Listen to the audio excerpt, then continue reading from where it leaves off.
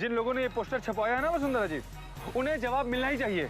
नहीं विजय भैया, दूसरों पर कीचड़ उछालने से हाथ अपने ही गंदे होते हैं। हम अपने परिवार वालों के साथ ऐसा कदम नहीं उठाना चाहते जो घर में ही खिलाफत का सामना करना पड़े। इस पोस्टर की वजह से जिस इज्जत की बात आप कर रही हैं, अगर मेरी बेटी वैसी होती तो इस हवेली की इज्जत को अपने पैरों से कुचलकर कब की अतुल के साथ चली गई होती।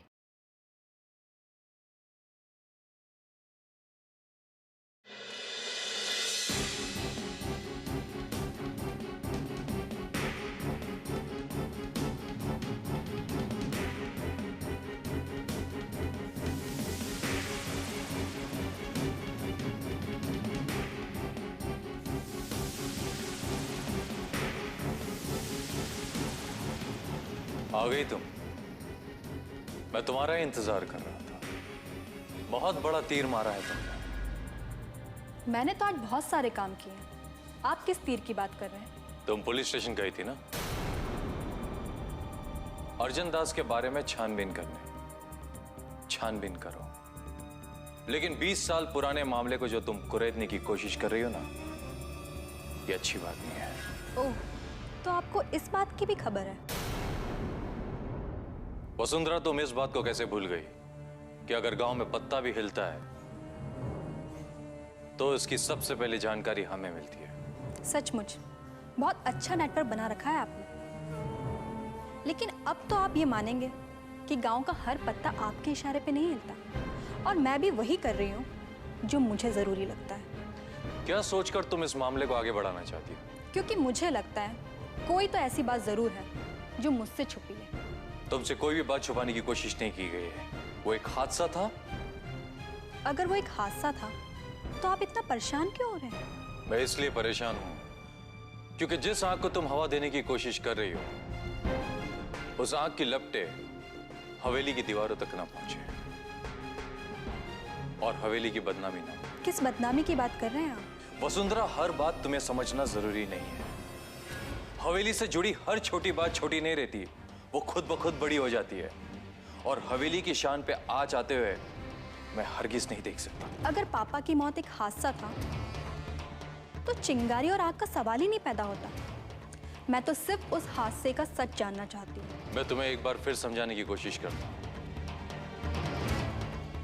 हवेली की इज्जत को दांव पर मत लगा। तुम्हारी वजह से हमें काफी बदनामी झेलनी पड़ी है, इसे मत दोहराओ। मैंने ऐसा कुछ नहीं किया है कि हवेली की बदनामी हो, लेकिन आप जो कर रहे हैं वो क्या है? क्या वो गर्व की बात है? आपकी वजह से कमली और शाम को गांव छोड़कर जाना पड़ा। ना जाने अर्जन दास को आपने कहां छुपा कर रखा है। तुम्हें बार बार समझाने की कोशिश की गई कि तुम इस मामले में ना पड़ो, लेकिन तुम समझने की कोशिश ही नहीं करती। देखो, एक बात अच्छी तरह से समझ लो, इस मामले में कानून भी तुम्हारी कोई मदद नहीं कर सकता। कानून और सरकार अगर कुछ गलत कर रही है तो उसको भी सही राह दिखाने का रास्ता है मेरे पास, जो हमें गांधी जी ने दिखाया था, और उसका नमूना आप भी कल देखेंगे। और मैं देखूंगी कि कानून अर्जन दास को कैसे नहीं ढूंढ निकालता है। आग लगने से जो लपटें निकलती है उसे अपनी उंगलियां जलती है, चाहे वो आग किसी के हवन की हो या किसी की चिता की। मैंने जो आग लगाई है वो हवन की है या चिता की, ये तो वक्त बताएगा।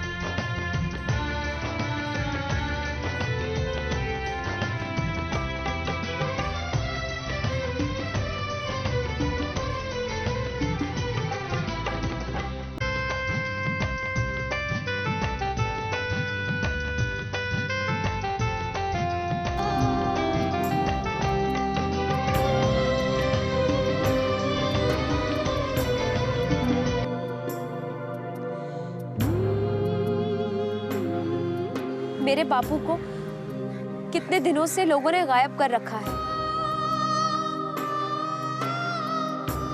और गांव वाले उन्हें वापस लाने के लिए कुछ नहीं कर पा रहे। इसीलिए मैं वापस आई हूँ। तुम अकेली क्या कर पाओगी? कहाँ तक ढूंढ पाओगे अपने बापू को? मैं यही बताने वापस आई हूँ कि गांव वालों की जिंदगी इतनी सस्ती नहीं है जितना कि इस गांव के बड़े लोग समझते हैं। ऐसा करने से कुछ नहीं हो सकता। होगा, जरूर होगा। जो इस गांव में किसी ने नहीं किया वो अब मैं करके दिखाऊंगी। क्या करके दिखाओगी? वही जो अंग्रेजों के खिलाफ गांधी जी ने किया था, वही मैं भी करूंगी। अनशन, आमरण अनशन।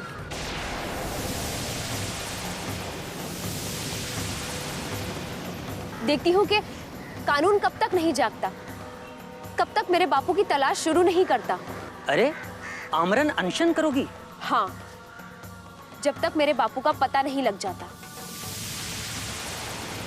अब ये देखती हूँ कि कानून मुझे मर जाने देता है या मेरे बापू को ढूंढ कर लाता है।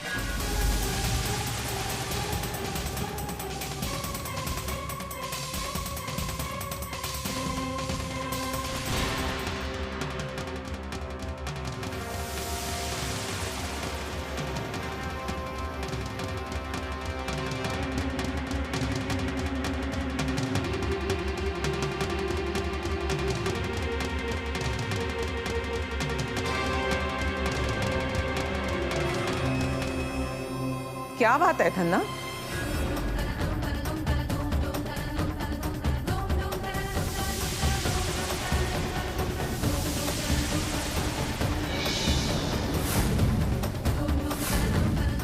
ये क्या कह रहे हो तुम धन्ना? मैं ठीक कह रहा हूँ माँ। उस कमली की ये हिम्मत कि उसने गांव में फिर कदम रखा। हिम्मत तो उसकी इस कदर बढ़ गई है माँ कि वो आमरण अनशन पर बैठी हुई है। उसकी हिम्मत तो इस कदर बढ़ गई है कि कहती है जब तक अर्जन दास का पता नहीं लग जाता, जब तक पुलिस उसे ढूंढ नहीं लेती है, तब तक वो अन्न या जल ग्रहण नहीं करेगी। उसमें इतनी हिम्मत और अकल आई कहां से? आपकी पोती ने दी होगी। माँ, जब हमारे घर में दुश्मन मौजूद हो तो बाहर वालों को तो खुद ब खुद ताकत आ जाती है।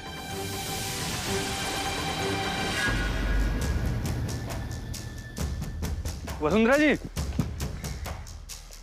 मैं आप ही के पास आ रहा था। बोलिए विजय भैया। कमली गांव में वापस आ गई है।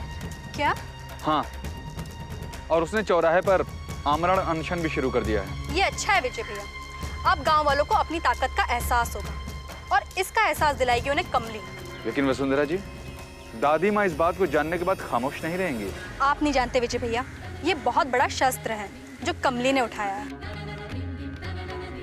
ये गांधी जी का वो शस्त्र है जिसके आगे अंग्रेजों को भी झुकना पड़ा था।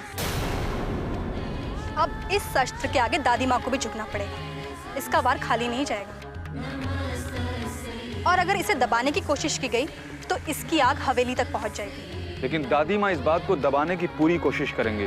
कल तक जो चिंगारी थी वो आग बन चुकी है विजय भैया। ये बात इतनी आसानी से दबने वाली नहीं है। अब देखना विजय भैया, अब मेरा ही नहीं सारे गांव का साथ कमली के साथ होगा और खुद पुलिस रक्षा करेगी कमली की इज्जत की है इसने। दूर दूर तक इस गांव की बदनामी हुई है और अब ये यहाँ क्या करने आई है? ऐसी लड़कियों को तो शर्म होती ही नहीं है। भागी तो श्याम के साथ ही और वापस अकेली लौटी। मुझे तो लगता है गांव में वापस आने की कुछ ना कुछ तो वजह है। कोई ना कोई चाल तो है ही। हैरानी की बात तो यह है, इसके वापस आने के बाद हवेली में इस तरह चुप्पी क्यों है? हवेली की हुक्म अदूली तो इसने ही की थी। अपने साथ साथ गद्दी की भी इज्जत ले डूबी। कोई कुछ नहीं कर पाया और भागकर शादी कर ली इसने। अरे तुम लोग क्या बोल रहे हो? तुम लोगों को तो इसकी हिम्मत पर नाज होना चाहिए। अपने पिता को बचाने के लिए इसने आमरण अनशन रखा हुआ है। इससे हमें क्या? ये तो गांव छोड़कर भागी थी। इस गांव से भागकर इसने किसी की जिंदगी बर्बाद तो नहीं किया। जुल्म तो इस पर हवेली वालों ने किया था। अगर गद्दी पर इंसाफ होता और इसे शादी की इजाजत मिल जाती तो गांव की शान रह जाती। लेकिन अपनी शान बचाने के लिए इसे गांव से भागने पर मजबूर किया गया। कितनी हिम्मत वाली लड़की है कि अपने पिता की जान बचाने के लिए अपनी जान की परवाह किए बिना वापस गांव में आई है। बेटी हो तो ऐसी।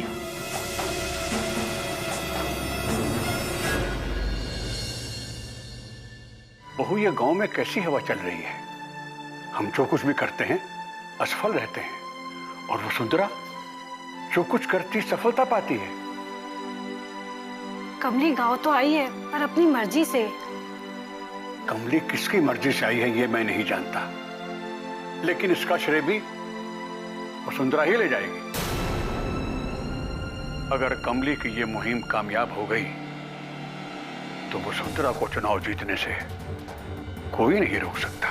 आप इतना क्यों डरते हैं बाबूजी? हार सामने नजर आ रही है बहू, डरो नहीं तो क्या करूं? गांव में चारों तरफ वसुंधरा की हवा चल रही है, मुझे अपनी हार पक्की लग रही है। आप चिंता ना करें बाबूजी, इस वसुंधरा का भी उपाय है मेरे पास। उस पर किसी का उपाय नहीं चला, तू क्या करेगी बहू? आप देखते जाइए बाबूजी, मैं क्या करती हूँ। मैंने इसका तोड़ ढूंढ लिया है। तोड़? कैसा तोड़ बेटा?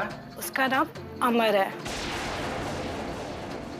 आपको पता है ये वही अमर है जो वसुंधरा का मौसा जी है। वसुंधरा टूटेगी, और वो कैसे टूटेगी ये आप देखते जाइए। ये चुनाव तो हम ही जीतेंगे।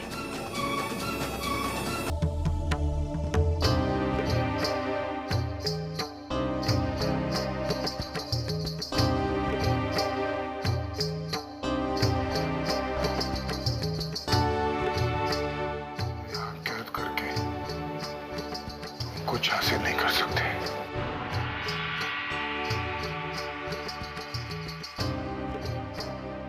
तरस आता है तुम्हारी हालत देखकर, और तरस आता है तुम्हारी अक्ल पर भी।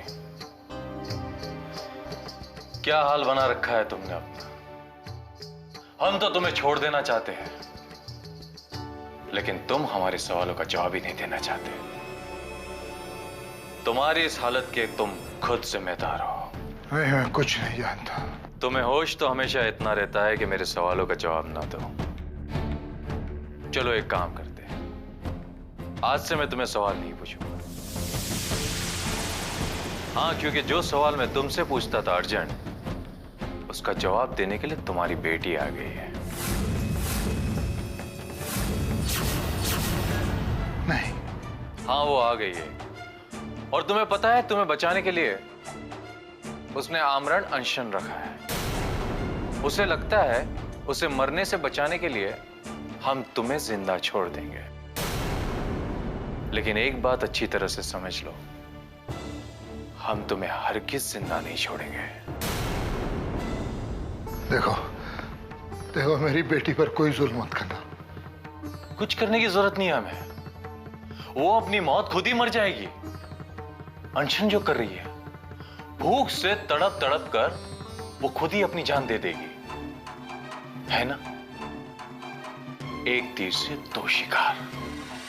मुझ पे रहम करो, मुझे छोड़ दो, मुझे जाने दो, मुझे मेरी बेटी कमली के पास जाने दो। अगर वो मर गई तो मैं भी जी नहीं सकूंगा, मुझे जाने दो। ये तो और सोने पे सुहागा वाली बात हो गई। हमारे सामने सर उठाने वाले का यही हश्र होना चाहिए। मुझे जाने दो, मैं किसी को नहीं बताऊंगा कि तुमने मुझे कैद कर रखा था। मैं किसी को नहीं बताऊंगा, मुझे जाने दो।